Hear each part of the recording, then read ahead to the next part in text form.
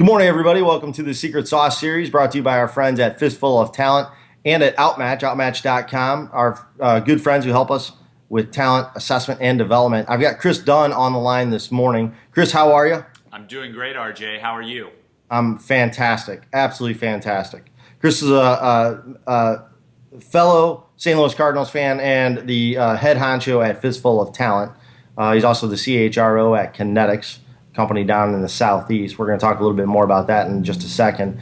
Kris, we put this series together, The Secret Sauce. It's pretty simple. We get smart people on the phone. We talk to them a little bit about about a topic in the talent world. You're right. You gave me that look. Yep, a bunch of really interesting and engaged people. We're busy this morning. I'm glad you were free. So you worked your way to me. That's great, RJ. I'm happy to be here. I'm glad. I'm very, very glad. The folks are happy to hear you. Kris is the guy who got me into the blogging game for those folks listening at home. He's been blogging on HR topics for years and years and years. Probably doesn't even want to tell me how long. Kris, today we're going to talk, I think, about how we leverage assessments in the talent space. Great. And this is a topic that it's funny because everybody wants to make better decisions. They want to leverage assessments to make better decisions. But how that information gets used, especially in learning and development, leadership development, that's where I think that's where a lot of companies struggle with what's the best way. I'm going to open this up, and you and I are just going to have kind of a nice, broad conversation on, hey, when have you seen it go well? When have you seen it gone poorly? What are some best practices on how you take that extra data that comes from an external or even internal assessment, right? And how to leverage that into a way that makes sense for your leadership team? So, RJ, the first thing I would say is I'm just going to talk like broadly, and then you kind of hone me in on like the post-hire like use of assessment. So what I love is I love when companies have like an instrument that they use that gives them some type of behavioral insights to a candidate. And then they make the hire. And then oftentimes like people are using assessments for the pre-hire thing, and then we get them in and we just like kind of do what we do.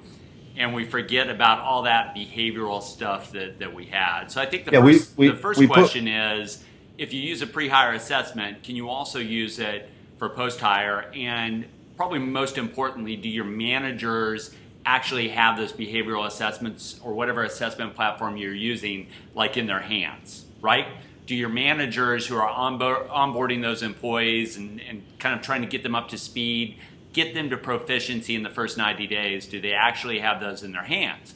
And I think, I'm going to throw it back to you for this, and then we'll talk about like best practices. I think too often times we think assessments are a great idea for just the recruiting process and the selection process, and that's absolutely right. But then we forget about it post-hire, right? Yeah, I think at our worst, right, at our worst, we don't use any data and we just make gut feels on hiring decisions. Right. And then slightly better than that is we do a really good job and we're really diligent and deliberate in gathering data during the pre-hire process. Then we make the hire decision, we close the person, we get them on board, they get their computer first day, and we're all happy. Right. And then we take that assessment information and we put it in a drawer. Right. And it never makes its way to the people around that new employee, Sure. Certainly their manager. Right. So how have you seen this work well in the information transfer? Because there's depending upon what you're using for an assessment, you can get some pretty broad information, or you can get really detailed information, some of which might even be confidential, right? Or delicate. I'll use the word delicate. What's the best way to use that moving forward in kind of the day to day, and then we'll talk a little bit more about kind of more formal development. Yeah, so the best practice I've seen is let's say you're using a mid-range assessment that gives you good data in terms of how someone approaches the world, and certainly part of that world is how they approach work. The best thing that I've seen is where hiring managers don't hit employees like that they've selected, and now they're onboarding. They don't necessarily hit that with them in the first like week or 2 weeks of their on-the-job training. They wait maybe a month, 2 months, and they kind of verify in their own minds that, okay, I see the significant behavioral strengths in terms of how this new talent is approaching their job and their role at our company. I see these significant strengths that were on the behavioral assessment kind of coming through. And then subsequent to that, flip side of that, is I also see these significant like crosses that people have to bear, right? These like developmental opportunities that are really things that the behavioral assessment told us, even with a great candidate, that we've got to watch out for, right? And I'll go ahead and share one of mine with you. You know, we use an assessment at Kinetix, and for the most part, all of our teammates that work on teams are aware of where each other are, and that's something else we can talk about in just a second in terms of strengths and opportunities. Well, a lot of times where you're at in a behavioral trait is both a strength and an opportunity. So Sure. one of the things I found out, and it's something that Shannon Russo, who's our founder at Kinetix, and somebody that I'm a minority owner to, and we talk a lot. One of the things I found out is I'm low sensitivity. I know that's a shocker to you, RJ. Okay? I am amazed by that. You are amazed by that. So what I found out by that, and then I'm going to get back to like using this like post-hire, what I found out about that is that you can give me feedback and you say, Kris, you were really like just adequate. Like on that video interview, you know, really didn't get what I wanted. And it's going to sting me for about 30 seconds, and then I'm going to internalize it. I'm going to say, well, let me think about RJ's like point, because he's got a good worldview, he's a sharp guy, and he's got a point here. Let me think about what that is. So I'll internalize feedback. I'm not a diva. You won't have to talk me off the ledge. However, flip side of sensitivity in terms of how our platform defines it is unless your thing is on my list, since I'm low sensitivity to your needs, I'll deprioritize your needs all day long, and I'll sleep like a baby at night. So it's kind of this sense of urgency to understand what's important to other people and deliver on that. And I'm low in that because I'm low sensitivity. But back to your point, RJ, I think the hiring manager should not go into that week one. I think they should verify, and when they finally do cover maybe those significant strengths that they see and they want to reinforce those as a means to talk about opportunities and talk about that person about, hey, watch out for this, watch out for that. Unless they've seen the person in the workplace, I don't think they can do that adequately. So I think the right time to bring that behavioral stuff in is probably even at maybe the 60, 90-day mark. Once the hiring manager has actually seen that person in the workplace and they can validate that, yeah, I see that and I see that. Yeah, and I want to respond to that. That's great stuff. A quick reset. This is RJ Morris. I'm talking with Kris Dunn from Kinetix and Fistful of Talent. This is the Secret Sauce series. We're brought to you by our friends at Outmatch and Fistful of Talent. Kris, I think you're exactly right in that you want to give that person the opportunity to work and operate in the workplace, and have the manager observe some of that, because the manager can then provide the employee really good, concrete examples. Right. Hey, Kris, the assessment report that we did with you pre-hire, wanted to walk through that with you. Hey, there's this piece on low sensitivity. Here's how I saw that as a strength. Here's how I saw that last week in the meeting with Jenny and Susie on how that potentially could be an opportunity for development. Yeah, I want to work with you on just some self-awareness on that, and also how to leverage that more as a strength, and then be prepared for it as an opportunity. That's a great point. Yeah, and what I've seen, RJ, is that the managers that do the best job, if they're provided access to that, and we actually have like a brief training thing on this at Kinetix, where we talk about using behavioral assessments to build better teams. And the best example I've had of this is you share two significant strengths. You know, you gotta lead with a spoonful of sugar, if Sure. you will. You lead with two strengths. To your point, you talk about how they can leverage those more and more. But you know, everybody loves Marcus Buckingham, discover your strengths, and we're only going to talk about strengths. Unfortunately, I would tell you, and I love Marcus Buckingham as well, that's not the way the world works, right? You know, people are like hamstrung and limited by some of these behavioral things that will describe, I'm going to put it in air quotes, opportunities. And the smart manager leads with a spoonful of sugar and then talks about things they've seen that are really reinforced by that assessment in terms of opportunities. In my case, it's one of them is low sensitivity and sense of urgency for how other people feel and what's important to them. And I think if a manager can do too good, too bad, and then make that part of their coaching platform moving forward to remind them of both those strengths and those opportunities, that's the best use. And I think if everyone got to that, we'd be a much better place in terms of using assessments to build better teams.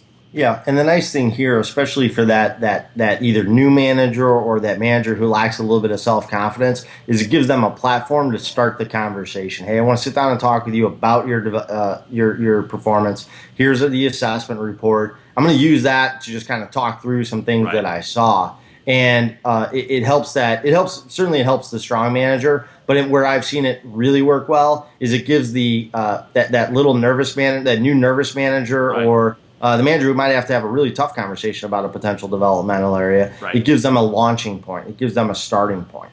Again, Absolutely.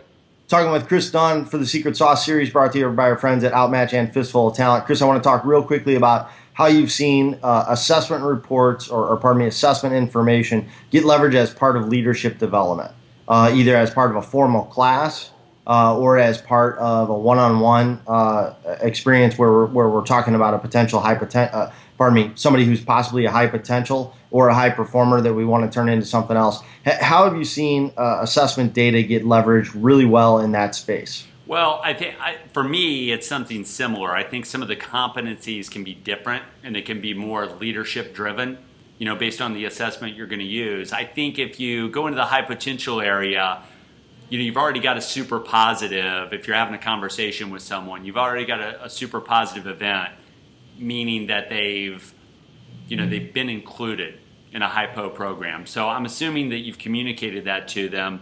And I think you go, like, the best way I've seen that leverage is something similar, but you go straight to developmental areas, because the positive is they're already part of the program. Like, congratulations, RJ, you're part of the high potential program. And with that, we want to talk about the best way that we can develop you for the future. And our biggest areas of opportunity are these two things. Let's talk about how you communicate with other people, how you communicate across the company, how you communicate with your own team. Let's talk about that. And let's talk about how we can get you ready. If we feel like you're 2 levels, promotable 2 levels, so however you define that, I think you can go right to the developmental side and really frame that in a positive way, because you've already given them the positive event. What do you think, RJ? Yeah, I think you're right. So 2 quick things. Kris just nailed a couple of my developmental areas right there, communicating with my team and a couple things like that. So brief insight to the FOT world on some conversations that Kris and I have. I'm totally kidding. You're exactly right.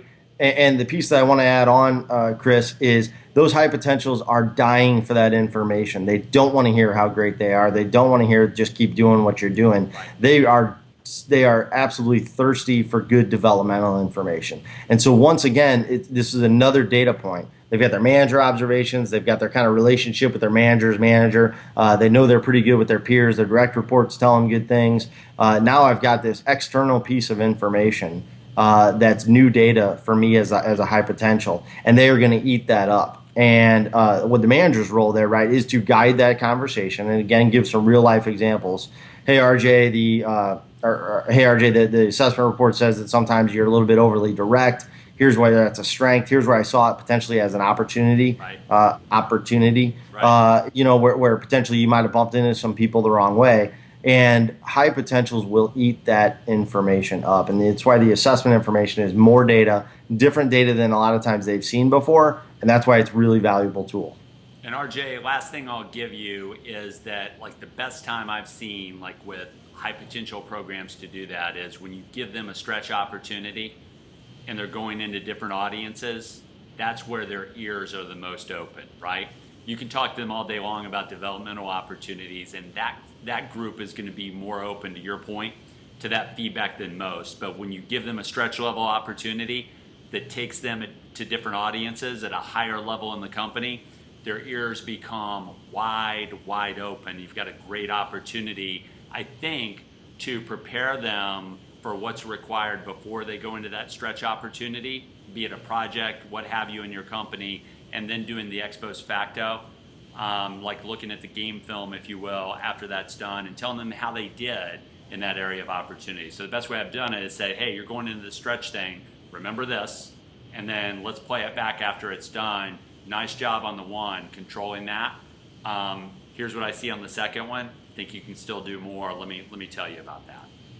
Well, that's fantastic advice. Hitting them right at the transition point. Right. major transition point, or just even opportunity with new group on a project where they can to a certain extent not reinvent themselves, right? But they can round out some of those rough edges with really good data from you as the direct manager, line of sight, Right. with the assessment data coming in kind of tangentially, third party. That's fantastic. Absolutely. Chris, I think we're going to wrap it up. This is I really want to really want to thank you for the time. I appreciate it very much. This has been RJ Morris and Kris Dunn. Chris was the smarter of the two of us, in case you guys are trying to keep track at home. He's the CHRO of Kinetix. He's the founder of Fistful of Talent. Does a bunch of really, really great work. Check him out. Google Kinetix, and you will find his company. This brought to you by our friends at outmatch.com. Check them out. They're a good organization. They help a lot with talent assessment and development. Smart folks over there. And then check us all out at fistfuloftalent.com. Chris, anything on the way out? No, man, RJ, keep doing what you're doing. I know you're on the West Coast. Safe travels back to the Midwest. Thanks. I'm from the bunker today. Appreciate everybody coming by. Everybody take care. Thanks so much. Thanks, RJ.